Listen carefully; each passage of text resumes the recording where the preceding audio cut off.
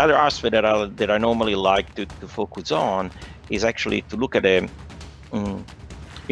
shifting from the transactional approach that is the classic one to sell versus to build a cooperations where you, as we discussed earlier, you understand what are the needs of the other party, and you find ways to cooperate so that each one can contribute to solve the problem that we are approaching together.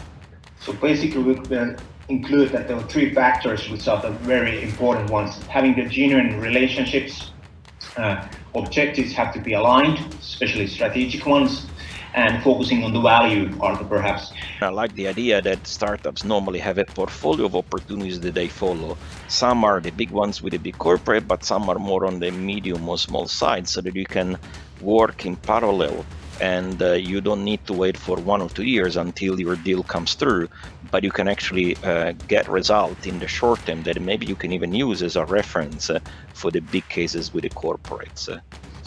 So I think that it makes a lot of sense to have an incremental approach where you find a reasonable market and as a beachhead, and then you have success there, and you use it as a leverage and as a reference to target a bigger market and to bite the bigger elephants, I would say.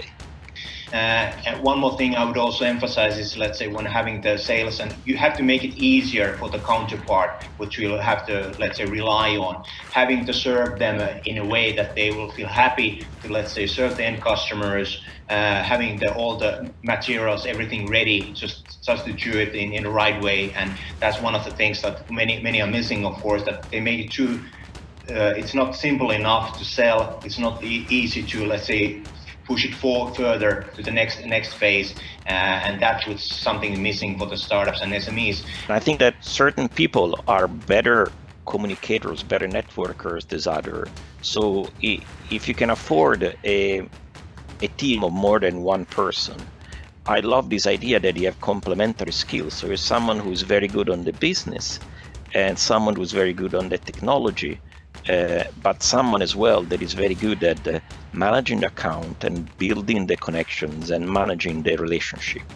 So I think these people network, and quite oftenly the cultural part is very important. Become very sensitive to all these subtleties. So one of the common practice that we use at Nokia was to have actually in the account team at least one resource that is a local, so that they have the local competence, the local knowledge, the local culture to understand those soft aspect and these little details that might make quite a big difference in the impact in helping to open the door faster, or helping to be able to be listened and to have a meeting to follow up on topics.